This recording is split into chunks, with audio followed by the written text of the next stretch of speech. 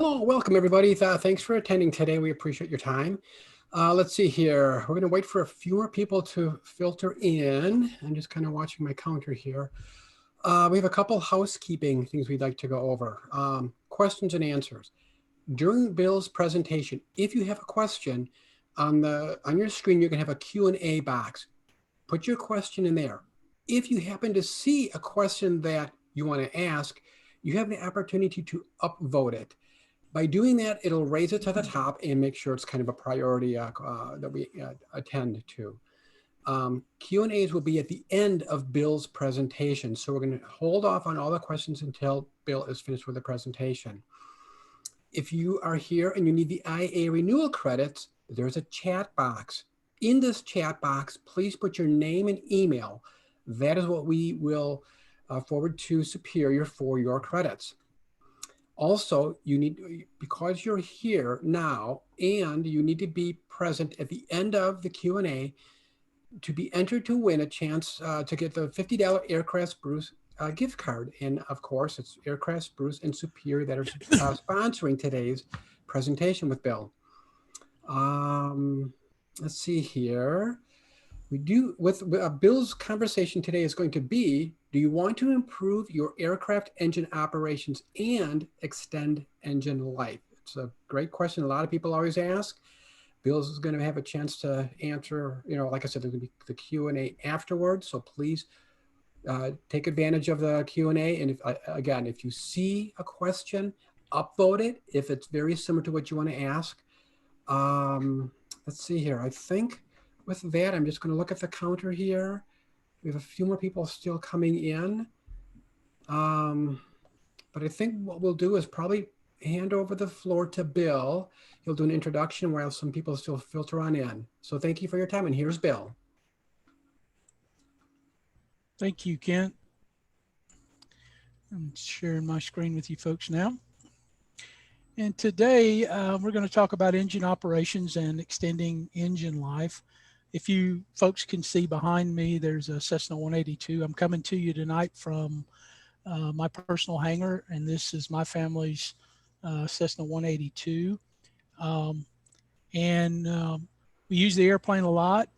I understand what it takes to maintain an airplane and the cost involved in keeping an airplane. The last thing that we want to do is to reduce the engine life because we're not following and doing the things that we should with regards to operations.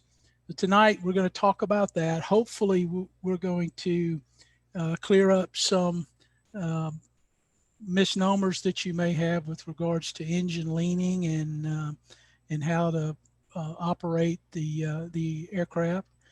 We'll go over some basic terminology tonight with regards to engine leaning that's fundamental for us to understand before we can begin talking about what's actually happening in the engine during the leaning process and during cruise, climb, and things like that. Just a very brief note about me. I work in the product support department for Superior Air Parts, and I've been with Superior now a little over 5 years. I learned to fly at age 16, right out of high school, got an airframe and power plant certificate, went on and became a flight instructor and commercial pilot. And most of my career in flying was centered around charter, freight operations, and corporate flying. And the majority of my time is behind piston-driven aircraft. Graduate from the University of South Alabama, and I've worked in various capacities at another engine manufacturer in engineering, analytical, and customer product support. That's where I think my niche is. I certainly enjoy helping owners, mechanics solve problems with regards to aircraft. And certainly the highlight of my career is to be able to give presentations and answer questions and things like we're going to do tonight. So at the end, I hope that you do have questions, and hopefully we can clear some of these things up about engine leaning or some of these misnomers. Again, we're going to attack it from a very, very high level, very basic. Some of this stuff may be you may already know, but for the benefit of those who don't or may not have heard of these terms and things like that and concepts, I just ask that you bear with me. We'll get a little more in depth when we get to leaning charts and actually what's happening in an engine during the leaning process. So the engine leaning questions that I always hear is, should I run lean a peak? Should I run rich a peak? Well, there's no religion there. I think that there is a made up religion within the industry of those who feel that they can only operate lean a peak, and there are those who can only operate rich a peak, and subscribe to one of those respective religions. And the truth of the matter is that that's probably not right. There are times that we would fly lean a peak. There are times that we would fly rich a peak. There are aircraft and aircraft engine combinations that can't fly lean a peak. There are aircraft and engine combinations that maybe rich of peak is not the best place to run. But there's a lot of confusion around what religion that one should follow. And so somewhere in between is where we get into trouble. We take a little bit about what this person says. We take a little bit about what this person says, a very tiny bit of what the manufacturer has to say. And we find ourselves for a recipe for causing problems when we're somewhere in between. We all want to go fast and we all want to go far. Believe me, I know what the cost of avgas is. I hear it from my wife every month about the avgas bill, and I have a set allowance. Sometimes I go over, but I try to keep it within check. But we all want to go fast and we all want to go far, and sometimes we can't have both. What I'd like to do is to tonight think about leaning the engine and managing our aircraft engines in a different way. And that is, let's operate them for maximum efficiency and durability.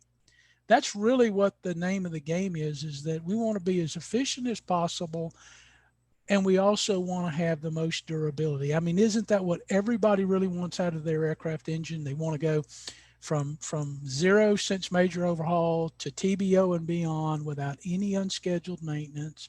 We want it to sip on fuel. We want it to have lots of power. We want it to climb like a homesick angel, things like that. We all desire that out of the aircraft engine. But let's look at operating the engine for maximum efficiency and durability for the long haul.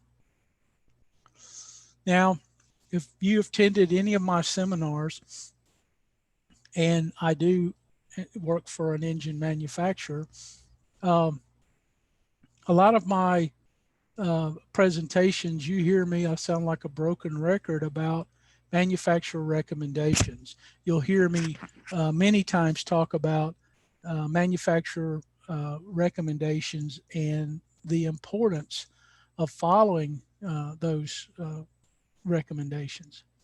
But let's think about it just for a minute.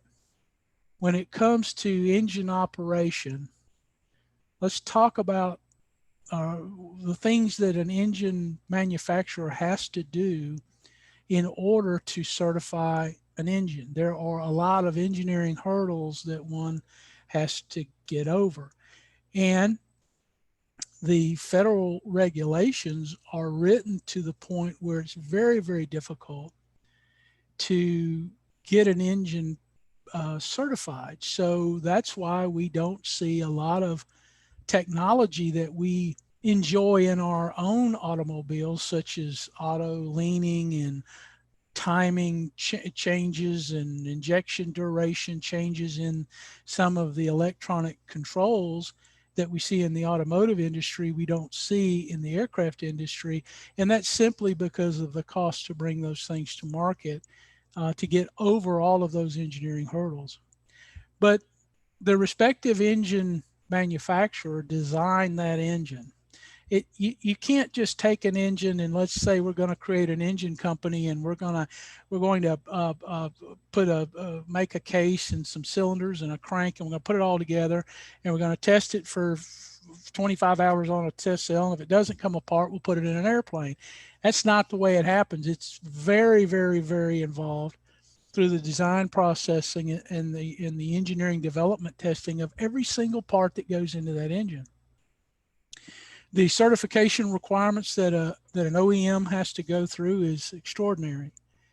The Federal Aviation Administration sets forth in Part 3349 the endurance testing requirements and certification requirements for engines and components parts, and it is very, very difficult to get those through. It's a long haul process. And by the way, the engines have to be tested at their maximum engine parameters. In the case of a Continental engine behind me, that 0470R was certified with the cylinder temperatures at 460 degrees. It had to be configured at 460 degrees for 450-hour durability testing.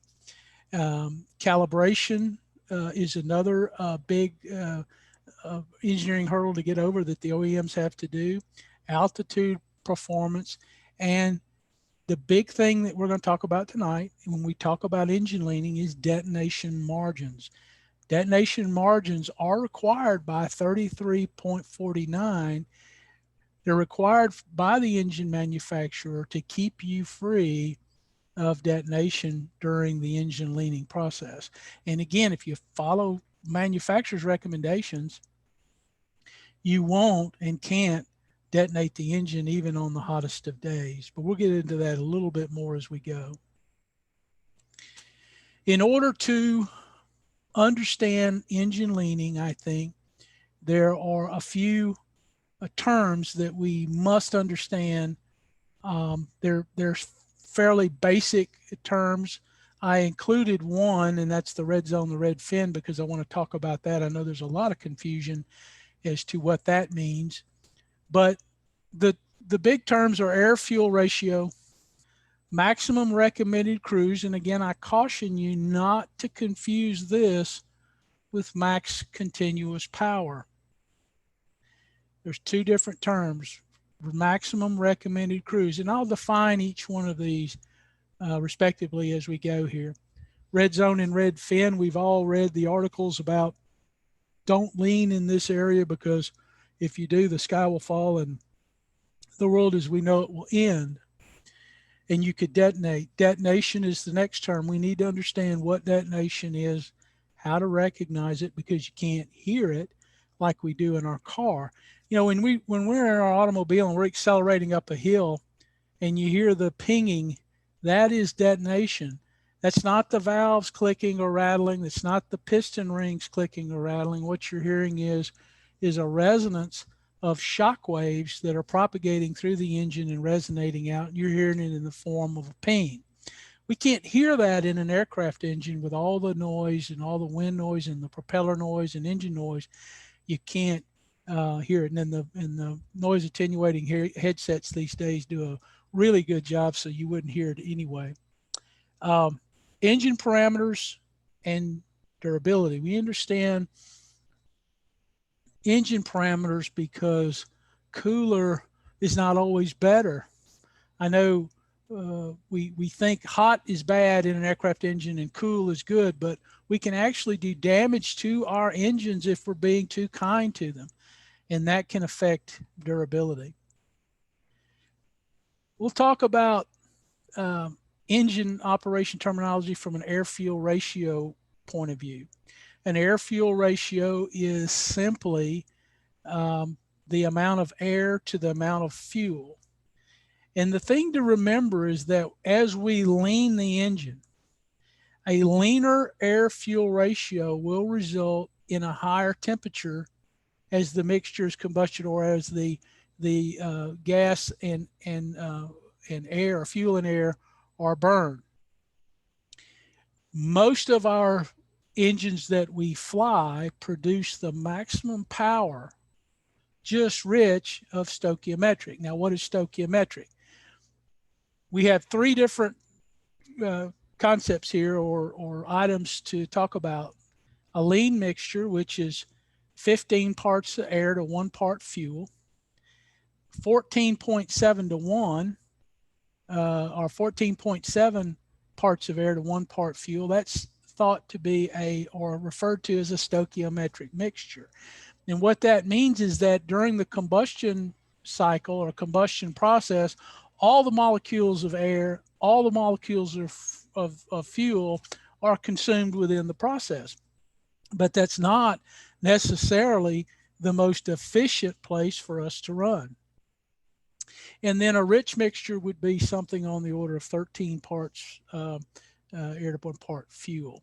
So again, the key here, and when we start looking at the charts at the end, we'll see where peak is and where stoichiometric is. But it's one thing we need to remember is that our aircraft engines normally produce maximum power, or you may hear it referred to as best power in most of our pilot operating handbooks, slightly rich of stoichiometric. So it's not stoichiometric where we find the best power. It's actually slightly rich of that.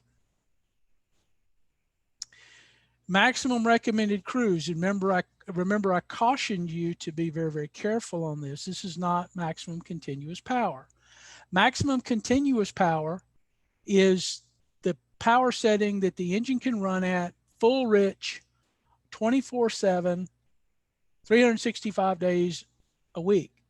Just everything forward, unless some engines may have a 5-minute limit, but that's maximum continuous power. I'm not talking about that tonight. I'm talking about in our pilot's operating handbook, we will find maximum recommended cruise.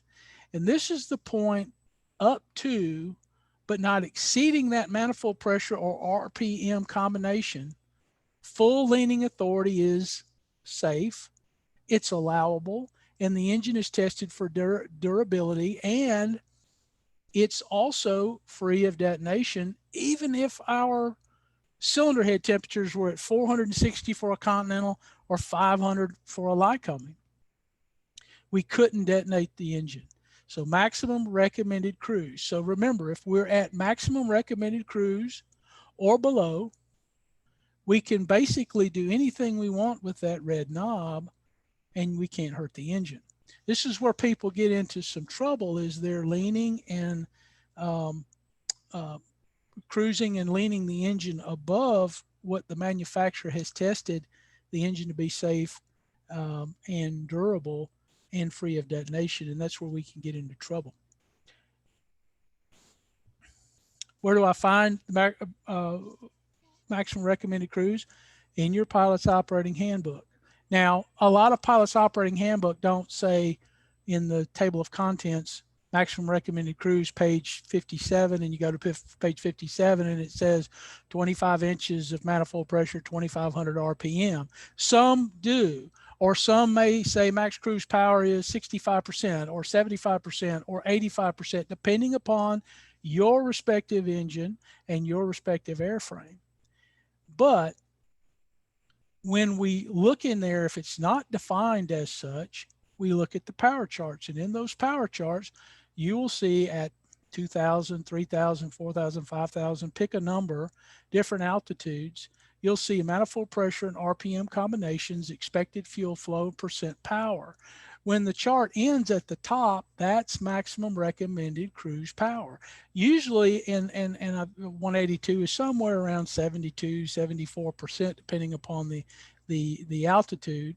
But that's defined in the chart, the cruise power chart for that particular airplane. You have to consult your aircraft to find exactly where your max, or what your maximum recommended cruise is. If you're an experimental aircraft, then you don't have the luxury of flight tested data by an engineer who has established that. You have to refer back to your engine data and do some flight testing on your own to find where the engine you should operate the engine. We've all talked about the red zone, red fin. We've read all the articles and all out there about there's a red fin and a red zone during leaning. But the thing that we need to remember, folks, tonight is that if we're operating at or below that max cruise power setting that I'm talking about, set forth in our pilot's operating handbook, there is no red zone, because you can do anything you want with the mixture and you can't hurt the engine. In fact, Continental publishes a bulletin that says in any Continental that at or below 65% power, you can run the engine at peak if you'd like. And there may be cases that you want to do that, such as a flight school or something like that's having trouble with lead, having trouble with combustion deposits and things like that. That's why it's not one single religion as to where to run the aircraft engine. But the thing we need to remember about the red zone is that at or below max cruise power setting, there is no red zone. You have full leaning authority of the engine, and you can't hurt it by leaning. If you're above that setting, if you're wide open, you're in a turbocharged engine and you've got it above, I know the manual says don't, lean above 30.5 inches, but I think it'd do better at 34 inches. No, that's where you get into trouble. That's where the engine's not tested. So be very, very careful. Make sure that you review your pilot's operating handbook or your engine manual to establish what is the maximum cruise power setting for your respective aircraft. And what we're trying to avoid is detonation. Remember, I said you can't hear detonation. It is a very, very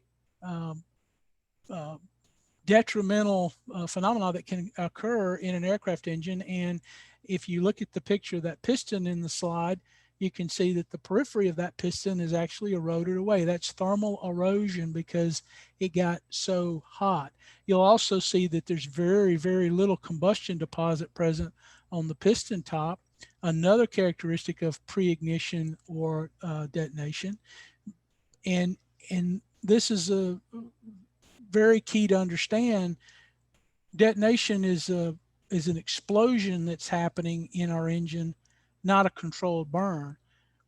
When we talk about the 4 cycles of an engine: intake, compression, power, and exhaust, a lot of folks visualize that, intake, the intake valve opens up, draws in a fuel air mixture, we compress the gas, the spark ignites, bang, and it blows the piston down. That's not really what happens. It's more of a controlled burn. It's a lighting of the fuel air mixture. That fuel air mixture expands and gives a nice push on the piston that we understand as horsepower. Detonation is when the piston comes up, there's this spontaneous explosion that happens very, very rapidly, very, very quickly. So all of the heat is contained within the combustion chamber. The flame front does not have any time to propagate down through the tailpipe. And that's why the pressures and the temperatures go very, very high. Cylinder head temperatures can go extremely high during detonation. In fact, I was part of a test where we purposely detonated an engine by cracking insulator cores on spark plugs. And I saw cylinder head temperatures on a Continental engine of 890 degrees. And so that's a real serious event that's going on, and that will melt pistons.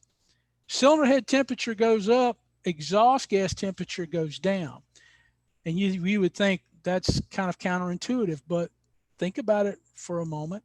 Again, in a detonation event, the piston comes up, and there's an explosion that happens very rapidly all at one time in this confined space. So all the heat transfers into the head, cylinder head temperature goes up. The exhaust gas temperature drops down because the flame front doesn't have time to propagate down and kiss the exhaust gas temperature probe like it normally should. So the temperature of the exhaust gases start to go down, but the cylinder head temperatures go way, way up. You can't get into detonation assuming all things are equal and that we don't have contaminated fuel and we have our timing set correctly and things like that. But I'm talking from just a pure leaning aspect. If you're at or below that max cruise power setting that I talked about, you should have no problem and never ever experience detonation as part of the leaning process whatsoever. Here's an illustration of normal combustion and the push as illustrated. It's probably more of an explanation than I did in the previous slide. And the explosion in detonation on the right side is a hammering of the piston. Very serious event. If your engine does have a detonation event, it's not a time to just change the cylinder and piston and go on. It's very, very important that the engine be disassembled completely and inspected for damage caused by detonation. So it can crack crankshafts, it can bust connecting rods, it can bust connecting rod bearings, it can extrude them. There's a whole lot of things that can go on as a result of detonation. Now we're going to jump into what I think is my favorite part of the leaning when we talk about engine leaning. And this is a very simple chart that I like to use to illustrate what's happening in the engine. So if you folks can see my mouse, and I hope you can, this top line in red is the exhaust gas temperature. So peak exhaust gas temperature would be right here where my cursor is, okay? And this would be Lena peak. We're going to be Lena peak when we talk about things on this side of the chart.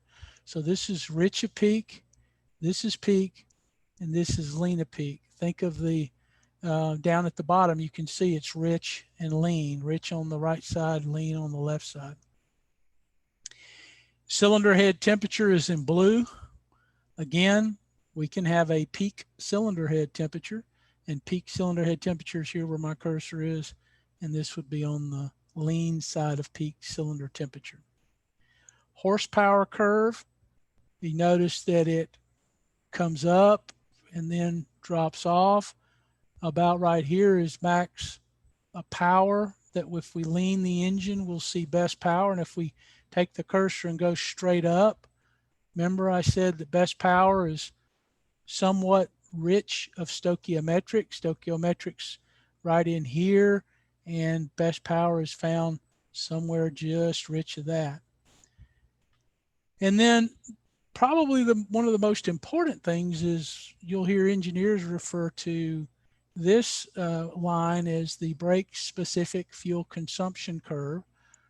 Some will call it the SFC or the FC, but that is basically how efficient we are with the engine. How much energy are we deriving for a given volume of fuel? So to be extremely economical, we want to be at the lowest point on this curve as we can be. The lower the number, the more efficient we are for a given volume of fuel in the output of the engine. So in a full rich condition, the engine's not going to be very efficient, as you can see here in the chart. In the rich condition, also the horsepower won't be everything that it could be because the engine is rich. Why do you think the engine is rich? It has extra fuel to protect it against detonation. When we take off in the engine at full power, we're above max cruise power setting. We're at maximum power. So the manufacturers design extra fuel to throw at the engine to keep things cool, and in no way can we get detonation at those power settings. If you fly a fuel injected Continental engine, it's very important that your fuel system be calibrated every annual so that you have adequate fuel to keep the engine cool. So let's look what happens when we start to talk about leaning with regards to this chart.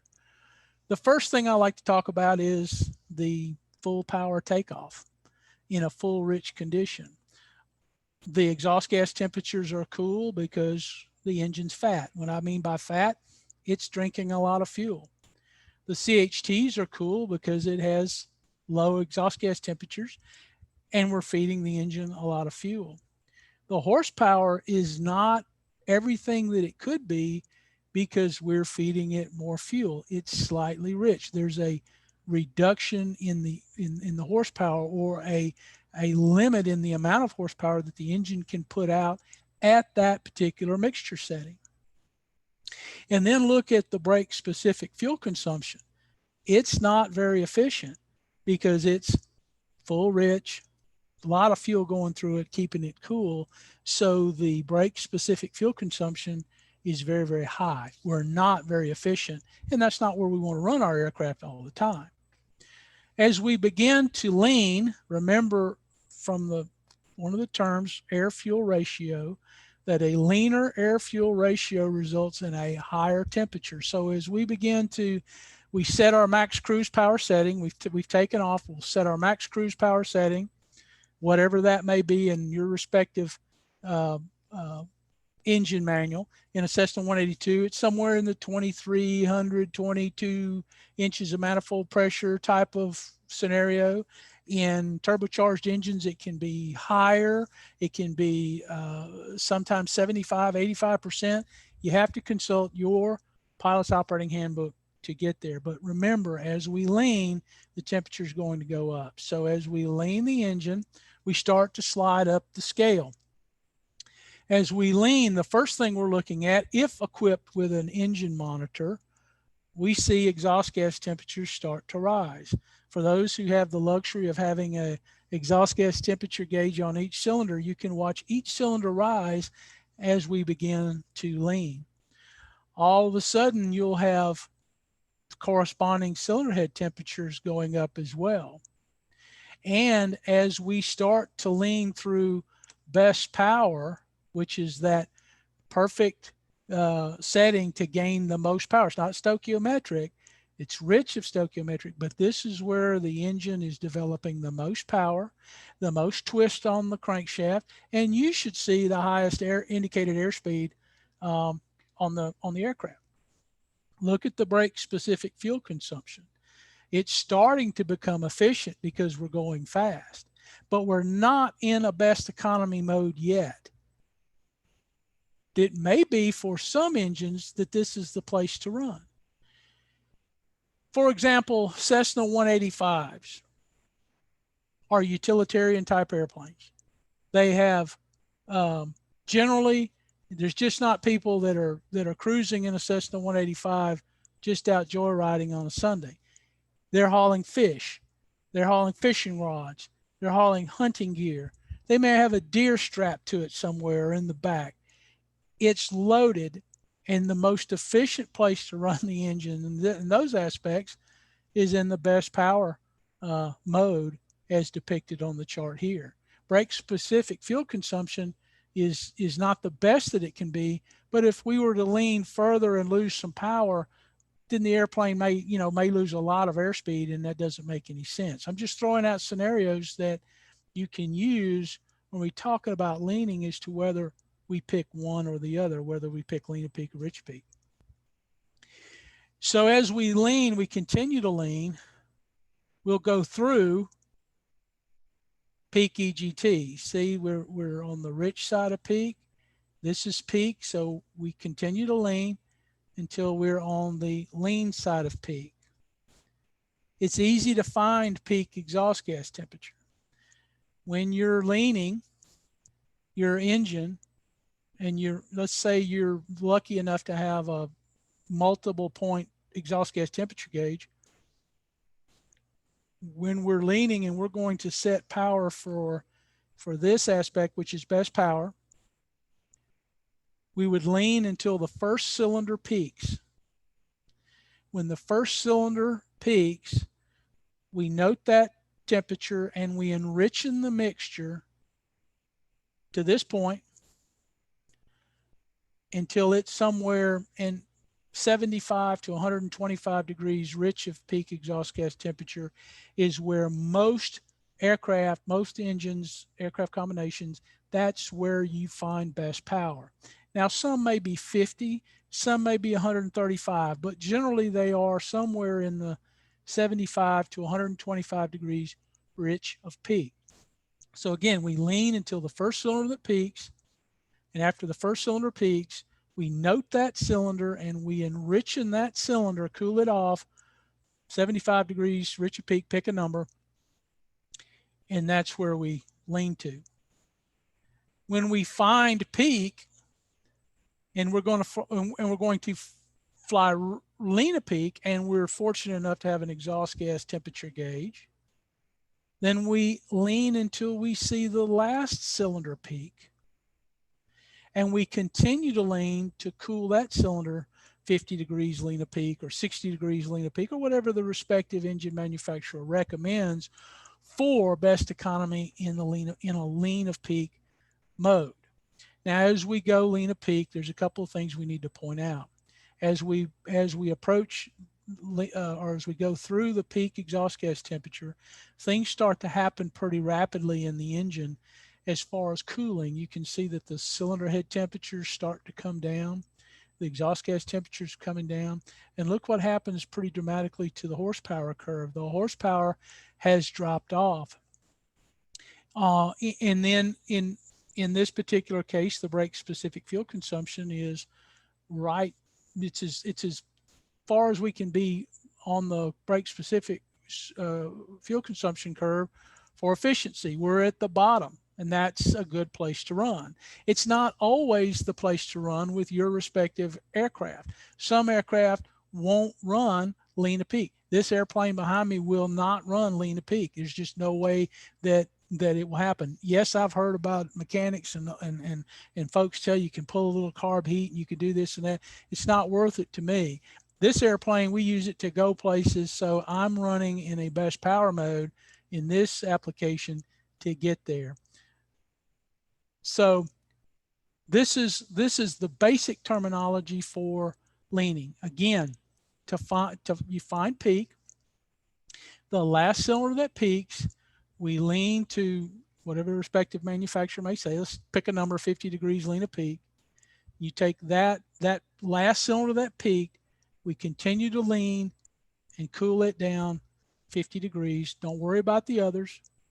And that's where we operate our engine. Now, let's say you don't have an exhaust gas temperature multi-point whiz bang. Can you still run lean of peak? Let's pick an airplane. Can you still run lean of peak? If the engine airframe combination does have a lean of peak power setting and is approved for lean of peak, you can. And you can actually close your eyes, set max cruise power setting, and lean the engine until you feel a deceleration. And folks, when you do that, you'll be very, very close to this point here on the lean of peak curve. How do I find best power? I start to lean until I see the highest indicated airspeed. Or if I'm in a fixed pitch propeller, the highest RPM. And that's how we find that even if we don't have all the whiz-bang stuff that a lot of our engine monitors afford us. Again, the airplane behind me does have an EDM 700. The aircraft was equipped with that when we acquired it. It's not something that I think that I need to lean the 182. I can do very, very well by leaning this airplane until the engine stumbles and enriching it until the engine runs smooth. And when it does, I'm pretty close to where I want to be, even with the engine monitor. A lot of people, a lot of flight instructors have said, increase the mixture until the engine runs smooth and then give it a twist for the hell of it. I've searched many POHs throughout my life, and I've never seen the term twisted again for the hell of it in any POH. But the thing is that we want to lean it and then until it runs rough, and then enriching it till it runs smooth. And that's generally a good place to run with carbureted aircraft such as this. Fuel injected engines, some of them have the ability to fly lean a peak and do so very well. And we can enjoy this curve here that I have pulled up here and be very, very efficient. Some aircraft, particularly Lycoming powered aircraft, the best place to run, the most efficient combination is at peak exhaust gas temperature. Some Continentals, let's take, for example, a Cessna 402, very, very complex airplane, very, very high output, turbocharged 520 VB engines. And that aircraft, its best economy is at peak EGT. Well, you say, Bill, you're going to burn the engine up running at peak. No, I'm not. Remember, at or below max cruise power setting, I can't hurt the engine. And Cessna and Continental have in their engineers have determined that, and through all of the testing through 3349, that I can't hurt the engine, and the most efficient place to run is at peak in that engine.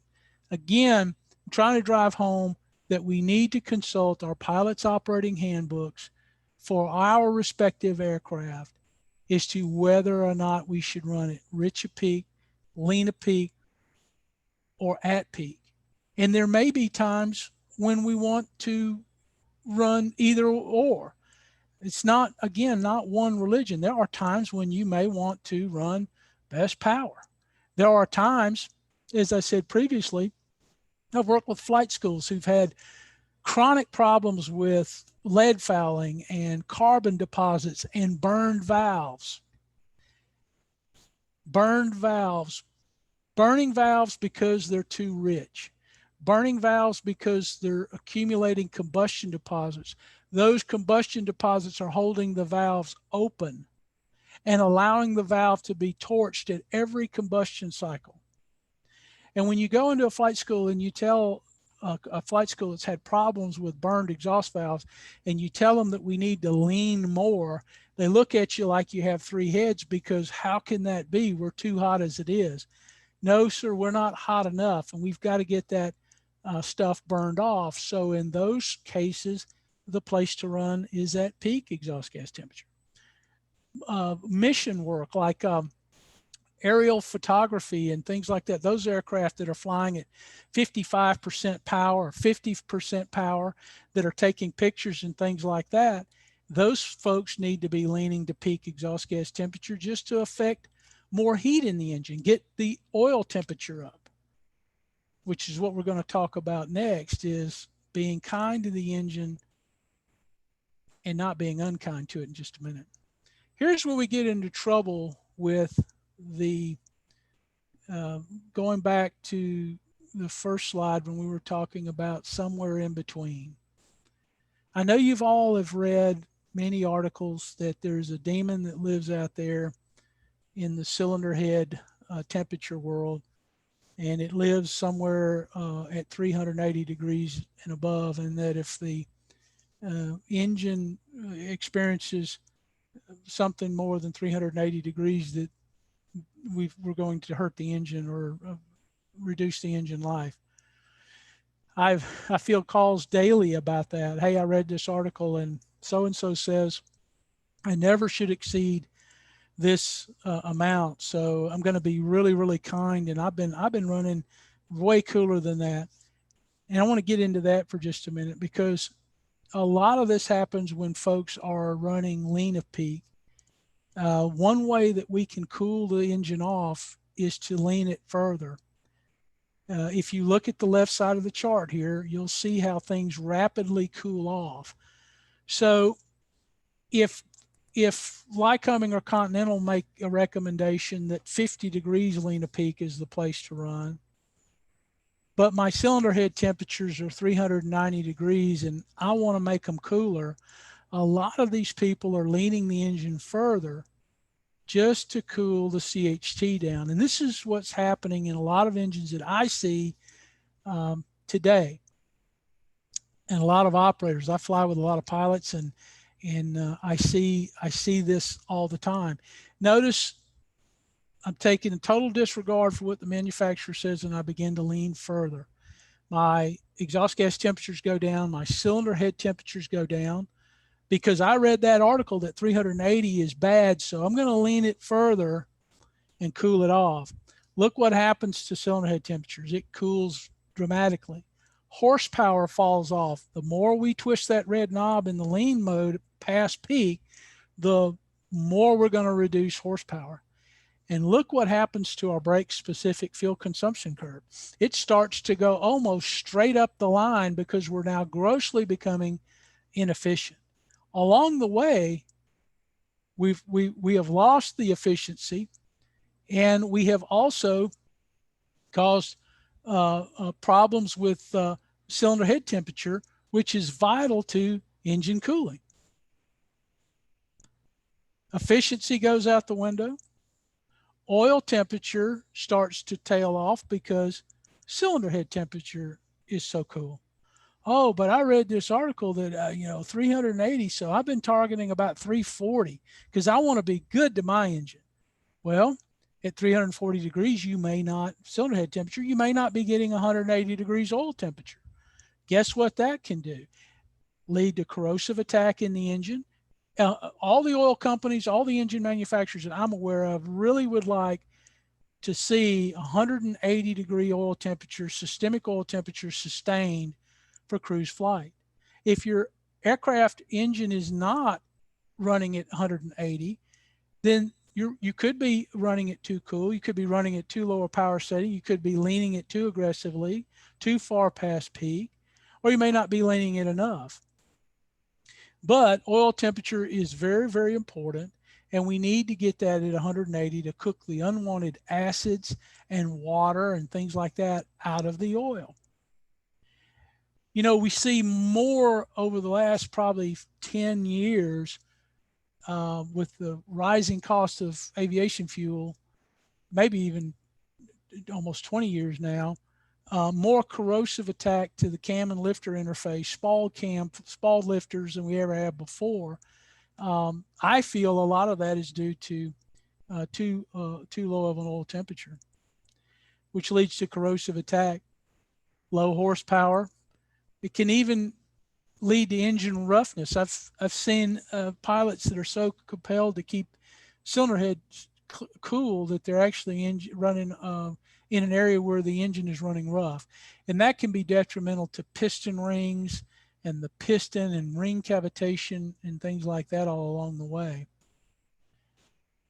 So what happens in the industry now is I think that guys are sitting on a park bench, and one talks about an article that he read that 380 is the place to be, and one guy says, well, if 380 is good, 350 must be better. We all think that way.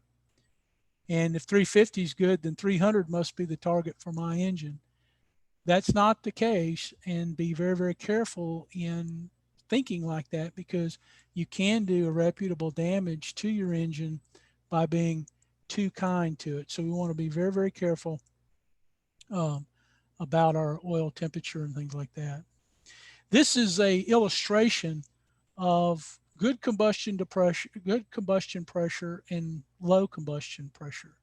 When we lean further than the manufacturer recommends, and I'm talking about in the lean of peak mode, we'll set up a scenario that's on the right side of the screen. If you can see that close enough, the good combustion pressure helps squeeze the ring against the cylinder wall. If you look at the cross section of a piston ring for an aircraft engine, it has a pitched wedge, or what we call a semi-keystone design. And so as the combustion pressure contacts the ring, it loads it on the ring land. That's a piston ring moving back and forth. And this is the piston here. And this is the ring, what I refer to as the ring land. So it moves the ring up against the cylinder wall. If our combustion pressure is low, because we've leaned too aggressively chasing cylinder head temperatures, look what happens to the ring. It can become unseated off the land, and now exhaust gas uh, byproducts can get around the inside of the ring and leak down and start to cause problems with the oil control rings and rings below the compression ring area. That can lead to oil consumption issues, accelerated wear, and not to mention we're putting more. I know that a lot of people think, well, I'm running lean to peak and I'm running aggressively lean to peak, so there's no way that I'm loading my engine up. But yes, if you set up a scenario like this, you're loading the engine and laden, and the oil is becoming laden with combustion byproduct because it's escaping around the ring. So be very, very cautious and careful about that. Owners and operators should look at manufacturer's recommendations, look at it from how to operate the aircraft, what maintenance should be performed. If you hear hangar chat or talk or people coming up with suggestions to how you should operate your engine that's not in concert with your respective manufacturer, I suggest that you question that. You question that validity, and you may want to consult your respective engine manufacturer. I know that we field calls on leaning and operation all the time as to how you should lean your engine. It'll only lead to safety, reducing the cost of the owning the engine over time, and certainly improved reliability.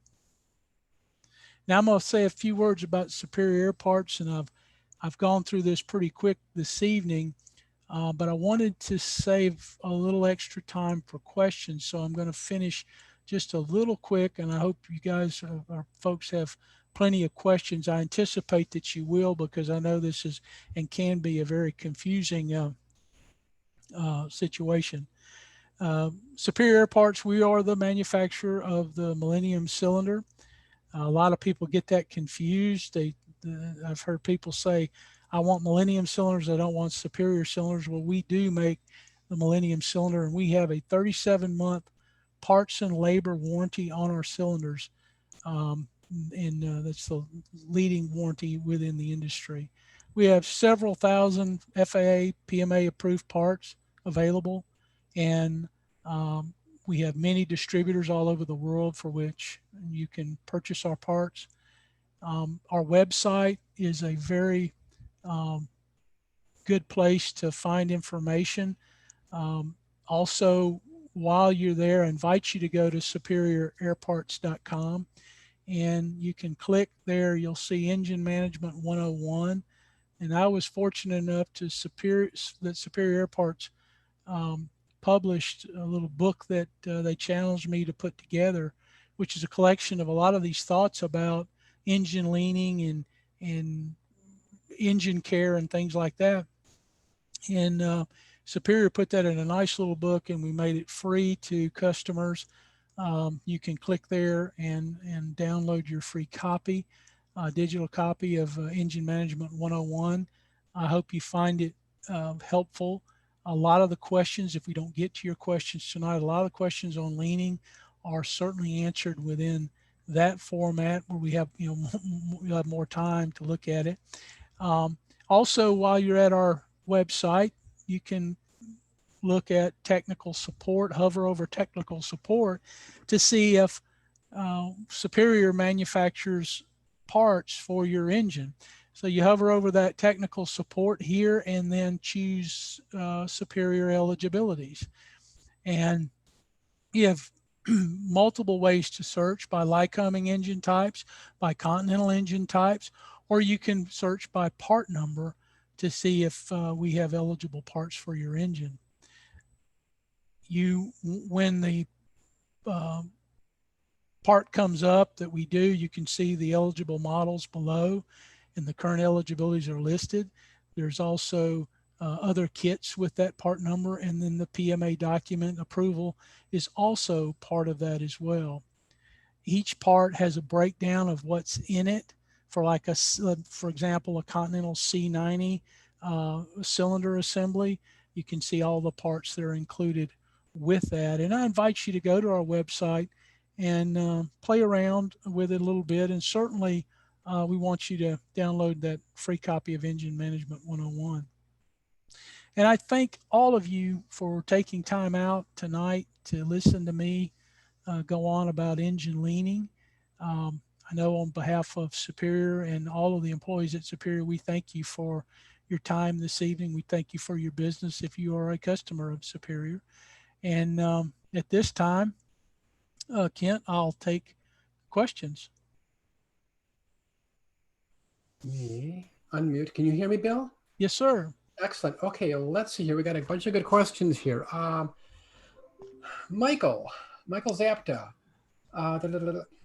If you have a long runway, is there any reason not to take off at lower power settings, somewhat closer to max continuous cruise? No, there's no reason to do that. I've heard people ask that before. You know, should I roll the prop back, or should I take off at a lower power setting closer to max, or to what would be maximum continuous cruise? And no, that could be very, very dangerous, even if you had 2 miles of runway. The runway is not the problem, or obstacles is not the problem. Let's say you were at Edwards Air Force Base. The problem comes in is that you can lug the engine. You can overheat the engine because you're not moving enough air through it. You're not climbing at a good rate.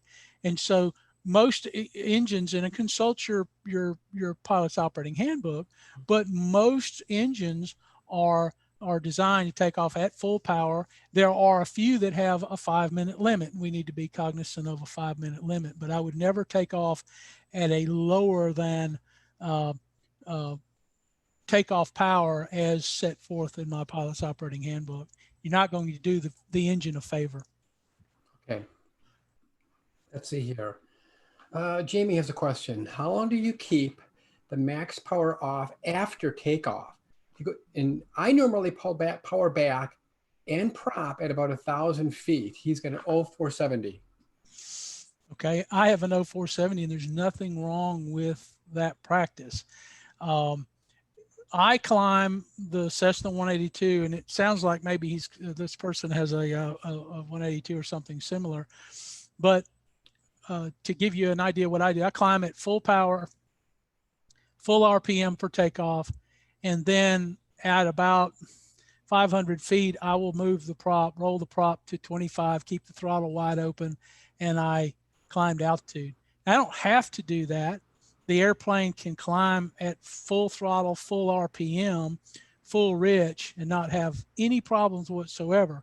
I do that for passenger comfort, and I got that from the days of being a charter pilot, where we were cognizant of noise. This back in the 80s, we didn't have the advent of engine, noise attenuating headsets. So it was something that we did to reduce the noise in the cabin, and it's kind of stuck with me, and I do it as a matter of habit. It's not something that you have to do. Okay. Let's see. Juan has a question. Other manufacturers state that for maximum engine longevity, run the engine at 65% power or less. Does Superior share that opinion? Can I run 75% ROP and not worry about the longevity? And I've, to that question, it's a very good question. I've heard that before. I'm going to go back to, and I know I sound like a broken record, you never want to lean the engine above your max recommended cruise. Now, if your aircraft is capable in your pilot's operating handbook, it has a max cruise power of, let's say, 75% and below, you're not going to hurt the engine by running it at 75% power and leaning it. If your max cruise power setting is 70 or 72 for your respective engine, then you would be above max cruise power setting, and now you're sort of a test pilot. But I think the notion that people are thinking is that if I'm running it at a little less power, I'm being kinder to the engine and it will last longer. That's not necessarily true. In fact, at 65% power and below, we can start to get into some cooling problems in certain airplanes. And when I say cooling problems, engines that are running too cool. That's why Continental published a bulletin many years ago that said at 65% power and below, you could run at peak exhaust gas temperature. And that was to give an approval and get people to start running their engines there to get the oil temperature up. But again, consult your respective pilot's operating handbook. And I run our aircraft at max recommended cruise. I don't run it anything less than that because I don't think that you're doing any justice to the engine or providing any more life running it um, any less. Okay, thank you. Mhm. Jimmy has a question. Oh, wait a minute. In order to reduce condensation damage, what is your opinion on using oil additives? He had a discussion with a major rebuilder who does not recommend using it in new rebuilds because it can cause valves to stick on lower time engines. Very good question. I've heard that for a long time. You also got to know, Jimmy, that each week, and I'm sure the OEMs other OEMs, Continental and Lycoming as well as Superior, have a snake oil salesman that comes and tells you that he's got this motor honey, and if you dump it in, the engine will run forever. Um, there are several credible oil additives out there that I think are very good. I'll tell you a quick story. At Oshkosh one year, I had a technical representative was with me, um, and a gentleman came up and asked about CamGuard specifically. And the tech that I was working with said it's snake oil, don't use it, wouldn't use it, and the guy walks away. I it didn't sit well with me, that answer, and I told him that I think you'd be better served to answer that question in a way that we haven't tested CamGuard, and therefore um, we don't know its effects. As a result of that, I actually entered into a test with a CamGuard with a number of engines, and the results were very promising. I actually left that manufacturer before I concluded the test, but I don't know that there's anything. I'm not seeing any um, scientific data that that it will allow valves to stick or cause any problems. One of the first things that we had to do as a manufacturer is determine that the use of that product wouldn't hurt the engine, and that came very, very quickly that it did not hurt the engine. It does have very good promise, and I would, even though Superior doesn't approve any additives, it's not that we are anti-additive. It is that we've not performed testing in order to stand up here and say it's good. I would suggest that you look at the respective engine oil additive manufacturers' data. In the case of CamGuard and some of the others, they have very good engineering data, and consult those people and make an informed decision on that. Okay, thank you. Mm-hmm. David has a question. Does increasing or decreasing RPM slowly help engine life?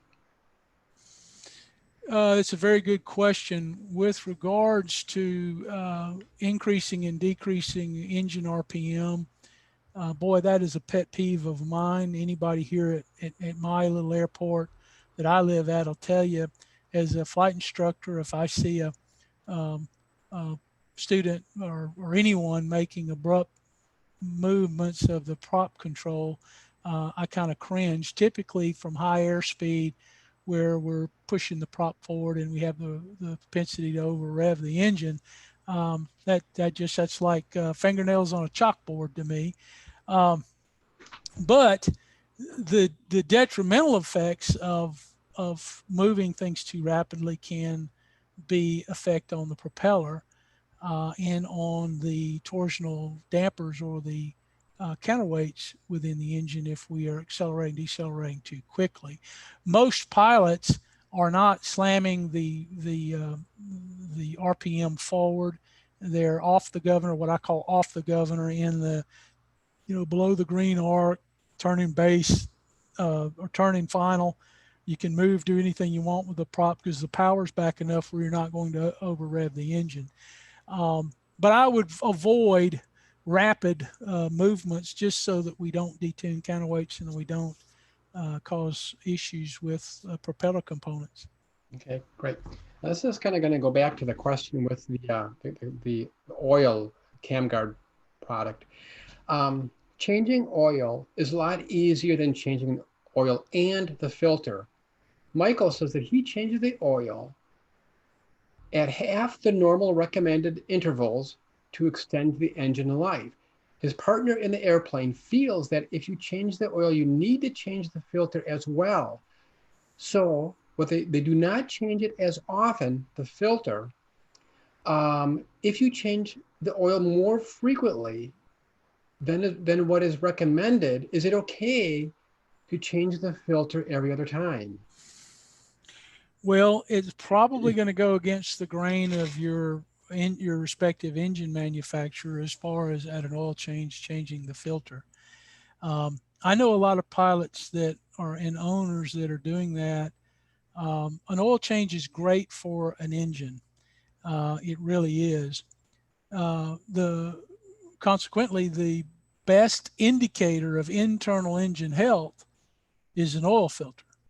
And in any of my aircraft, everything that I have except the Cub, the Piper Cub, is equipped with an oil filter. I change the filter at each time because I want to see how the internals of the engine are functioning. And the best way to do that is cutting the filter. Um, if that practice is not going against the grain of the recommended maintenance um, from your respective engine manufacturer, I guess you could go ahead and do it. But I look at an oil filter as that ounce of prevention worth a pound of cure. I'd hate to have a problem because I didn't look at the oil filter. And maybe catching an event early would go a long way in safety. Number one, not having an engine problem in flight, but also if there's something happening in the engine, the quicker we catch it, the better off we are if we need to inspect and repair as necessary, overhaul the engine. We're just going to be a little better off. So my personal recommendation, and I don't like to give recommendations. I like to, everything I like to say and do is predicated on engineering data, but I would think that probably goes against the grain of your engine manufacturer, and I probably would change the filter just so I could see what's happening in the engine. Okay, makes sense. You're Okay. already dirty. You're already dirty anyway. You might as well get a little more And, dirtier with a filter. and for the cost of a filter, what they cost versus possible engine Correct. breakdown, I would probably take that advice. Ivan, his question is, what could cause high cylinder head temps, 380 to 400 on takeoff, and then it goes down on cruise as measured with a EDM 830. He's got an 0360. When he's climbing and the temperatures are going up, that's a function of airflow. It sounds like, because when he sets up for cruise and we're moving more air through the cowling, the cylinders are cooling off. Doesn't sound like, and I'm asked this question all the time. I've got this cylinder that's running at 400. What do you think's going on? The rest of them are 350. 9 out of 10 times that's an airflow issue. But I tell people that if you've got a cylinder or a couple of cylinders that are running much hotter than the others, the first thing we want to do is ensure that there's nothing anatomical going on in the inside the cylinder. Best way to do that is perform a compression test and a borescope inspection and look for signs of scuffing and scoring and heat signatures on the cylinder.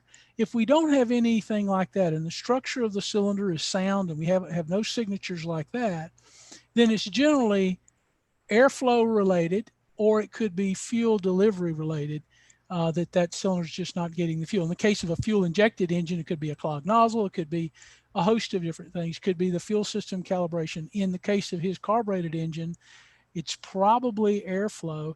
And what I would do is look particular attention at the baffle seals, make sure that they conform to the cowling, and also any cracks and crevices in the baffling need to be sealed with a really high quality RTV, and all those little bitty seals, those little small seals and cracks can go a long way in elevating temperature.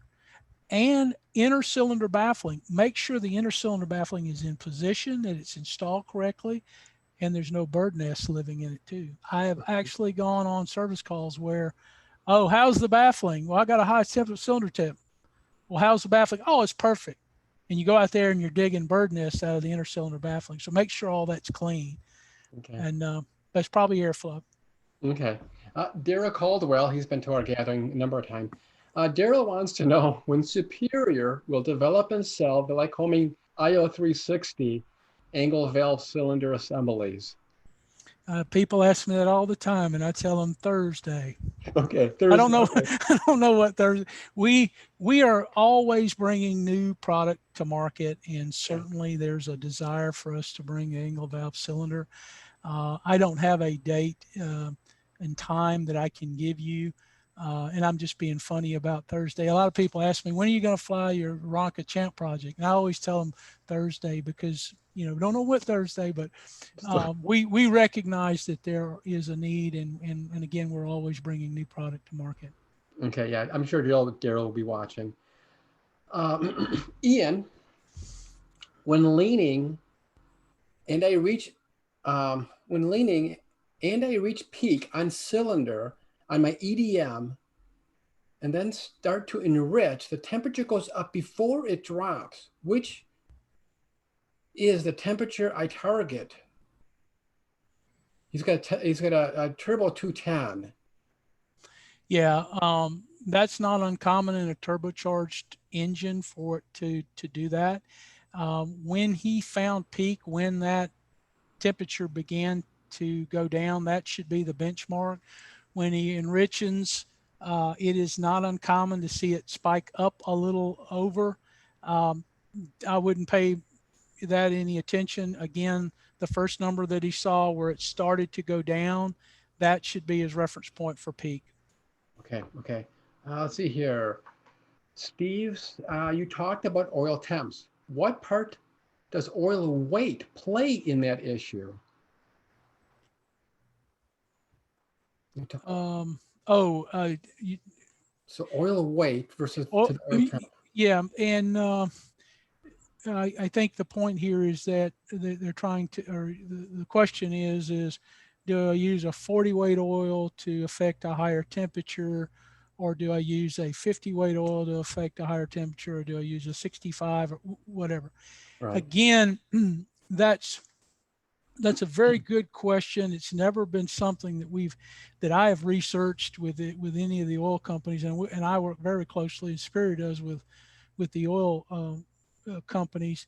Go back to your operator's manual for the engine, your aircraft, and use the correct weight per the outside air temperature or the ambient air temperature that you're going to be experiencing.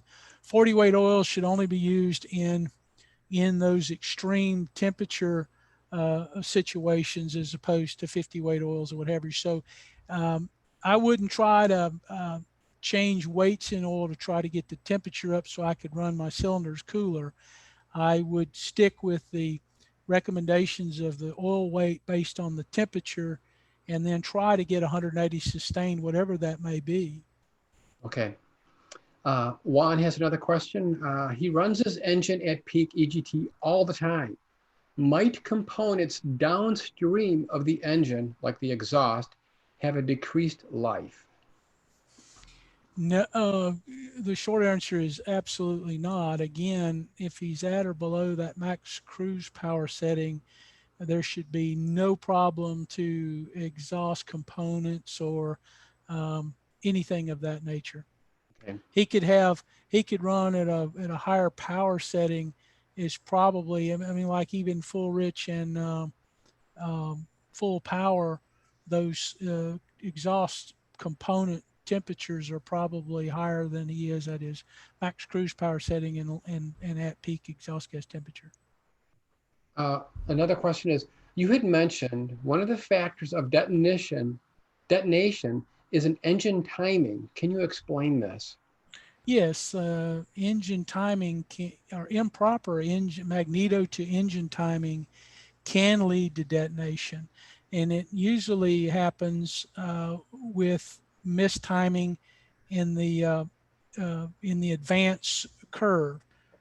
I'll give you an example. A few years ago, I had a customer that had a detonated piston, much like you saw in that picture in the slide. And the mechanic and the owner called me and reported a um, defective piston, in that they wanted us to pay the warranty, and they wanted that they had already put on a new cylinder and they were about to go fly. I uh, stopped them from flying the airplane, went on site, and explained to them that this was not a defective piston. We had a detonation event.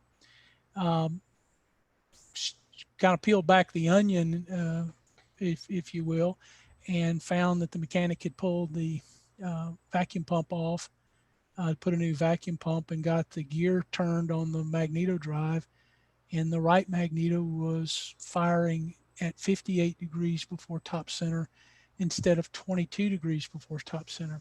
That advanced amount of timing was enough to begin the excitation of temperature and pressure in the cylinder to fire prematurely, to the point where the temperatures and pressure got to the point where the engine became a diesel, it started to detonate. That's what a diesel does. It detonates on every stroke. And so the engine was firing uh, because of the combustion. It was a compression ignition engine at that point, and that's how the timing leads to it. It elevates the pressures and temperatures because the spark is occurring too early. Okay, okay. All right. Doug Fisher, let's see here. For engines that are sitting idle for days or weeks, do you advise pulling or pulling the prop through a few times periodically, or leave it static? He has been given opinions to leave the prop alone, or to turn it just to get everything fluids going. Yeah, there's no reason for a few weeks or even a few months to have to do that. Um, Starting the engine, going out just to start the engine, and leaving the airplane in the chocks, or pushing it outside and starting it for a few minutes, is even more detrimental. You don't want to do that. If you look at both Superior, Lycoming, and Continental, we're all in concert with the preservation documentation, and we have a preservation bulletin at our website under tech support service letters, and you can do a keyword search under preservation. But generally, if the aircraft engine is going to be sedentary for 6 months or longer, the engine should be pickled in accordance with that document. And basically what that is an oil change, um, the fogging of the cylinders with a corrosion preventative oil that meets a certain mil spec, and I don't recall exactly the mil spec, but it's called forth in those documents.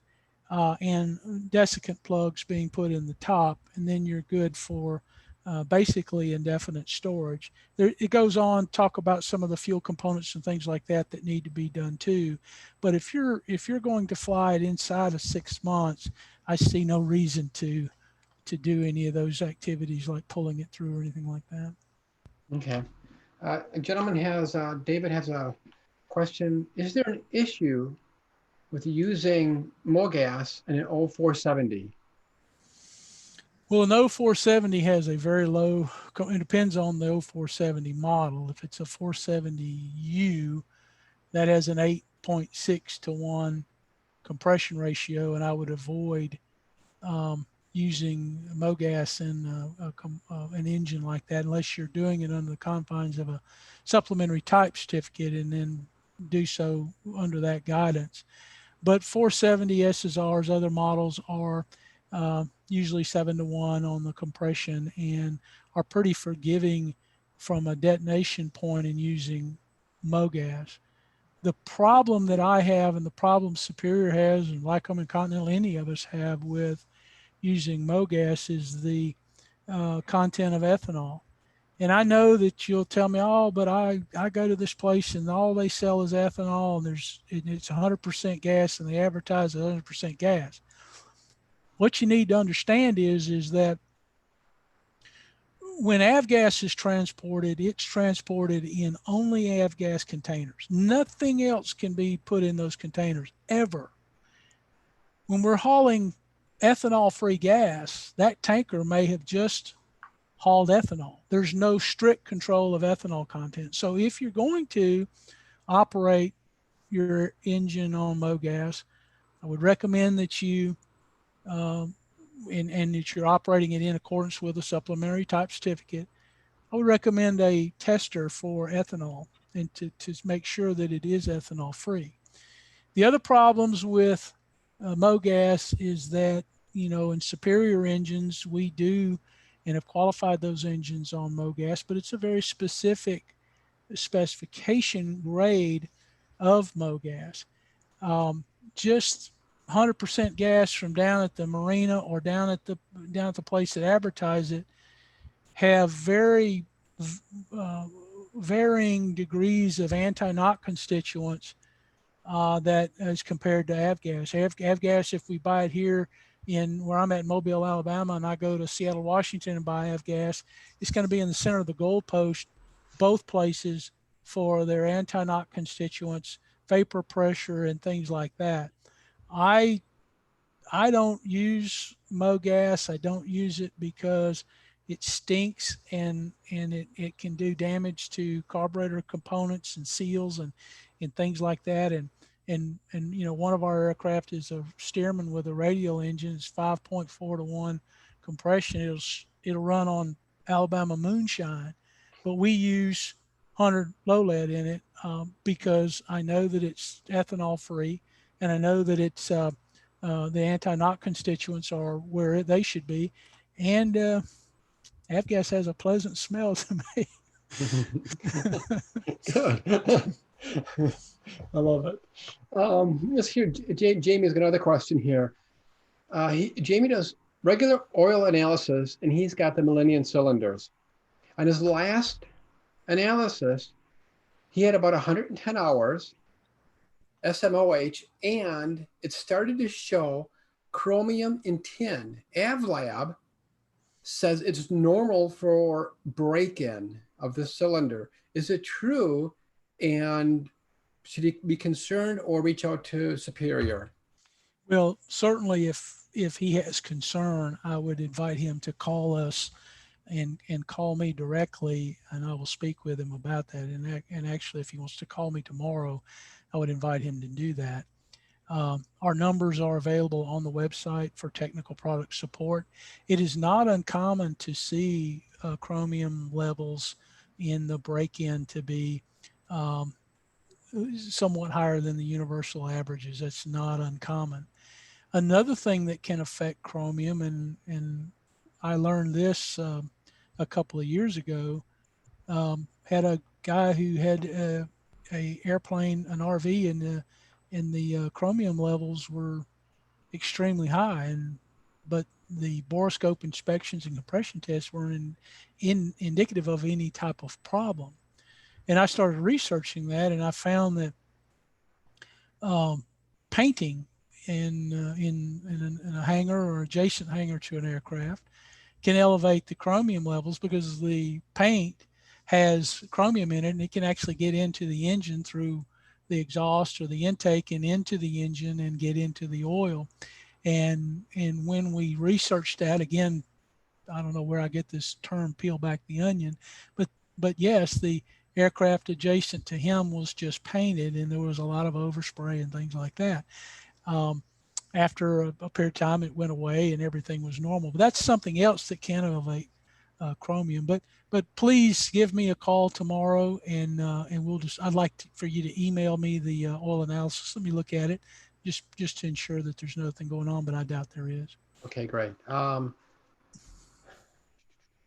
Mike Davis, he's got an 0470 in his Skyline. What EGT, CHT should he look for at cruise? Okay, for first off, there's no limit published for exhaust gas temperature on any normal aspirated aircraft engine. There are in turbocharged engines, you do have turbo inlet temperature limitations, but those are predicated on turbocharger limitations and not on engine limitations. So peak is peak in whatever it is you can run at peak. That's not going to be too high in your 0470. Your general rule of thumb for uh, any aircraft engine is that it should run at a best power or at peak or lean to peak, and in a 470 it can't. But any aircraft engine should run smooth at a cylinder head temperature of less than 400 degrees in cruise. Mine, uh, our R182, I run it pretty hard, and I normally see right at 398, 400. Doesn't bother me at all. Um, I got good oil temperature, about 185. Good combustion deposit signatures on borescope inspections. It's right where I want to be, and doesn't bother me at all. Okay. Uh, Geo has a question. Well, it's interesting. He says, hello, he's got any idea if the low Presti cowl will affect cooling or higher cylinder head temps versus the standard cowl on a Comanche 260 Bravo with a Lycoming IO 540. He said his baffling is fairly new, but at different settings, he still sees high temperatures, 380 to 400. I don't know that 380 to 400 gives me any heartburn in cruise with that particular engine. I'm not familiar with the Lopresti cowl versus the Piper cowl. Um, Again, with this particular question, I would invite him to contact me through the number at our website for technical product support. Tonight, for homework, I will research the Lopresti cowl and look at that. I'm sure it's something very similar to some of the DeShannon kits that we see in some other uh, aircraft in different cowl configurations, and it may not be necessarily the cowl, but baffling and things like that. And I can troubleshoot with them, and certainly with regards to how the baffling ought to lay, maybe, and have him send me some pictures and things like that, is probably more useful than it just being a function of the cowl difference. I'm guessing, but I'm not familiar with the Lopresti cowl. Okay, fair enough. Merrick has a question. There seems to be a conflict between running at high recommended power versus lower recommended power levels as relating to combustion pressures. At lower power combustion pressures would be lower and oil temperature would be lower. Is Cessna wrong in allowing operating at lower cruise power? Yes, good, very good question. And no, Cessna's not wrong in allowing in power charts for low low cruise operations. First off, combustion pressure is not a four-letter word. It's a good thing for the engine. It's a good thing for the piston rings. It is good for the engine. Just because you're running at at max recommended cruise does not mean that you're going to reduce the engine life at all. What we have to do though is if we're running at lower power settings, we have to look at the leaning process. We certainly at 55% power, we may not want to run lean of peak because then we're really too cool. We may want to run at best power or at peak to affect more heat in the engine. So, um, Cessna did not do anything wrong in that. Again, missions for photography, those types of things, flight training.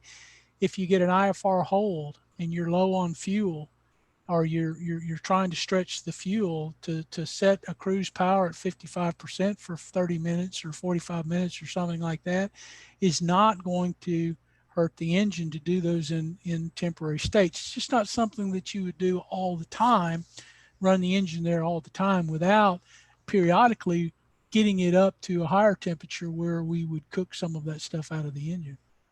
Okay, thank you. Mm-hmm. Let's see here, Michael.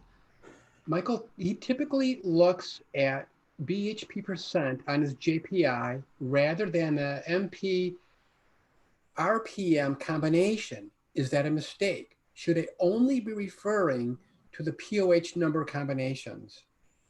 That's a very good question, Michael, and I have always been and have always used the RPM manifold pressure combination as opposed to the percent power. Um, I think that if something is miscalibrated or something like that, that could cause some problems. Or if you do use the percent power, I would cross check with manifold pressure and RPM. Um, the short answer is that yeah, I would probably steer away from just using percent power and ensure that my manifold pressure RPM setting was where I wanted it, and that periodically that the RPM is calibrated. I did that just the other day on our 182. Found that we're about 50 RPM off on the RPM gauge. I used a calibrated strobe tach on the dash to compare with the RPM gauge in the aircraft, and it was inaccurate. And I have an EDM 700, so it was miscalibrated and reading erroneously. So be careful with that. Okay, thank you. I had to go over to the Zoom chat. We have a couple of questions in the chat. This gentleman has a PA 28181 with a Lycoming 0360. I have an EGT, no engine monitor. All I have is an EGT, no engine monitor. What is the best leaning practice? Good question, and my apologies for not covering that earlier in the presentation.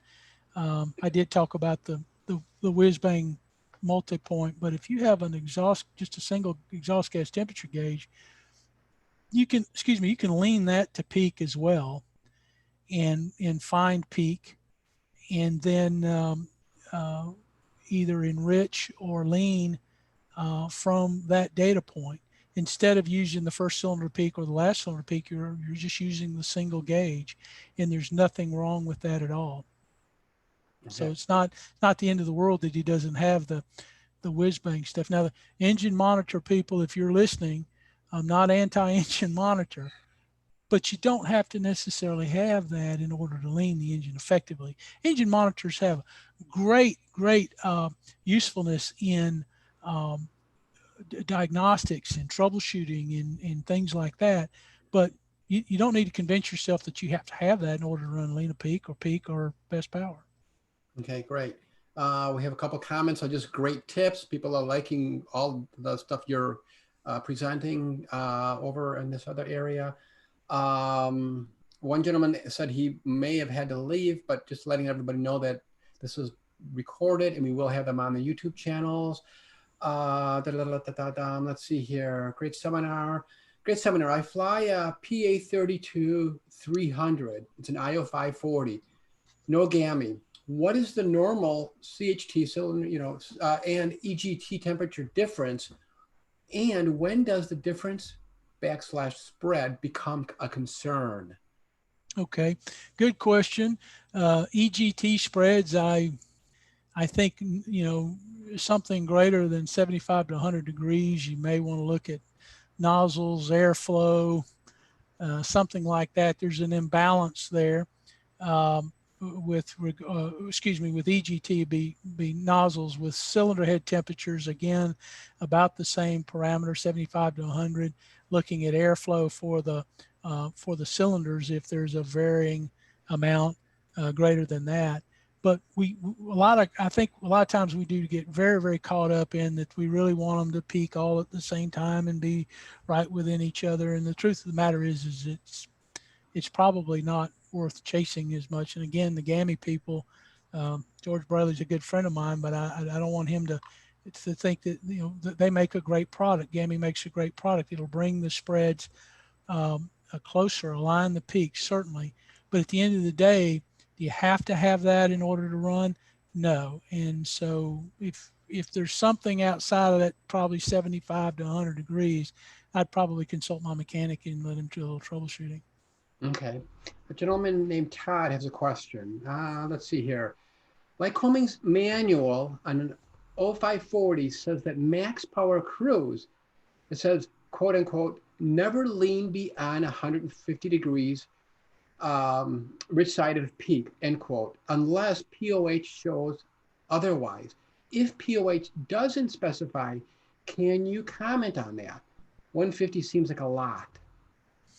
Yeah, I'm not sure that I understand that question. This is an 0540, and can you read that to me one more time? Sure, yeah. Yeah. Like the Lycoming's manual on an 0540 indicates or says that max power cruise, quote, never lean beyond 150 degrees PM rich side of peak, end quote, unless POH shows otherwise. If POH doesn't specify, can you comment on that? Yeah, the POH should specify your max recommended cruise, and this is probably an example of where it's not just spelled out in a sentence what that percent power or what that is. What they're saying is that you never want to lean 150 leaner than 150 degrees rich peak unless you are identified max cruise power setting. And I believe that in that particular engine model, you're going to find that in the power chart, in the cruise power chart, and it'll have a manifold pressure RPM limit at the top of the chart, and that's going to be max cruise power setting. I've not seen an aircraft that did not have a max cruise power setting identified either in the chart or in the manual. Okay. I'm kind of scrolling through this. It looks like we've hit most of the Q&As here with quite a few. I'm going back to my Q&A. Yeah, I think, let's see here. I know this could go on all night. Let me just go to the bottom of this. If you'll bear with me just for a second. Someone says, when operating lean of peak, how do you determine what the percent power is? This is from Bill. I don't really determine that. Now, some engine monitors do have an algorithm in there that will tell you what that is, but again, we set max cruise power setting for a given altitude, and then we lean. When we lean to, we go, if we lean and we are leaner than peak exhaust gas temperature, there is a detriment to the performance. I never calculate that, because where I started, and this is a big misnomer with folks, is they think you need to capture that back or know what that number is. You need to be satisfied that in going from best power to lean of peak, in most aircraft, you're looking at a 5 to 8 to 10 knot airspeed change. You could calculate that backwards and figure about what percent power that would be. But I don't think that it's really necessary. Again, the starting point is where we're at. Same thing with max cruise power setting. If it's 75%, Cessna and Piper already know that if you lean to best power, the engine's going to be putting out 78 or 80% or something like that. All that's already done for you. Same on the lean side of peak. It's just not something I would worry about. Just lean it and be satisfied with the speed drop. Okay, excellent. Thank you. Well, I think we've hit all the questions here. Oh, there's a new message. I'm not sure if it's a question or a message. I'm going to scroll down. Michael says, with the Trio 540, it says never to operate over 1650 TIT. How low is too low? How high is just right without wearing the turbocharger? Well, and I think this was a Lycoming engine. Is that correct? Was it specified? It doesn't say no. With a Well, whether it really doesn't matter, but if it was a Continental or a Lycoming, peak TIT is where he would be his reference for leaning. He would lean to peak TIT, and at or below max cruise power setting, it's probably not going to exceed the 1650 degrees. And again, that's predicated on turbocharger limitations, not the engine. So at or below that max cruise power setting, it's probably going to be somewhere. The peak TIT is probably going to be very, very close to that.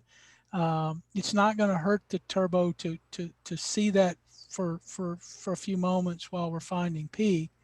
If it's going above that, we could have fuel delivery problems, fuel calibration problems, or something like that. If you're unable to find a peak TIT below 1650, then we probably should involve a mechanic.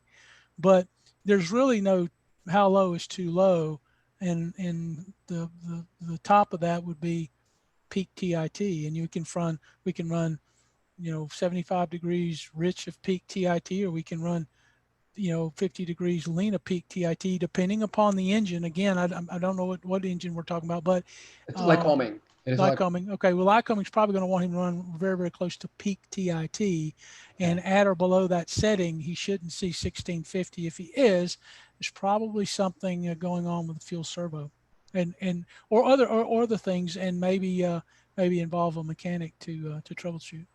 Okay. I think that is it for the questions. I think we've hit them all. Okay. All those that needed the IA renewals, we know that you had to put your name in. I think Jen's been watching that for the credits on that. And if anyone has any questions, you may know how to reach Bill or reach Jen and I. We will forward questions to Bill. Right. And we really want to thank everybody for showing up today. This has been a great conversation again. Yeah, thank you. Thank you for your time as always. And for those that want to watch a little more, we have more of Bill's presentations on the YouTube channels, respectively, Piper Flyer or Cessna Flyer. You'll see his previous conversations. And before we hang up, we're going to win. I've got all the names for the people that are here. So if you can see this, let me rechange my screen. So we had 200 people register. So I'm going to kind of blindfold. This is for the $50 gift card, by the way. So it is going to be Doug Linville. Doug, if you are still on, which you need to be on, you will win the gift card. So please go into the chat box, Doug, and say, I'm here. Doug Linville. Are you here? Doug. If Doug is not here, no, he isn't. He's not here. He's signed off. So we are going to do this again. The next person is going to be Jim Donovan. Jim, are you here? Jim Donovan for the $50 gift card from Aircraft Spruce for sponsoring this. If you are here, go to the chat box. He isn't here either. He is okay. Well, let's see who's here. Okay, we have Randy Ross, Rand Price. How about Rand Price? RAND Price. Is Rand Price here? Jen is checking. Rand has left also, gone. Okay, Jim is out. They're out. Oh, they shouldn't have left. Let's do this again. Todd Klims, Klimas. Todd Klimas. Todd, are you here? Todd is here. I'm here. No, he's LOL. He's laughing. He's happy. All right, Todd. No. Todd, you hang on. I've got your email and everything. We are going to mail the $50 gift card from Aircraft Screws for sponsoring Bill Ross and obviously Superior Air Parts for being, a big sponsor for this. Again, if you have any questions, send them to Bill. You go to the website. You can download the book for free. We have a couple more conversations coming up down the next couple of months. We can register for those as well. If you have any questions, send them to Bill, Jen, or I. We will make sure Bill gets them. And that's what we're all about. So thank you very much, everybody, for attending. We appreciate everybody. Todd, we'll send you an email, and you've got ours. So thank you, everybody. We appreciate everybody. And everyone have a great evening, and thank you for being with us today at 4 o'clock Pacific time. To that, everybody say goodbye and take care. Take care. Bye-bye. Thank you. Okay, bye, guys. Bye.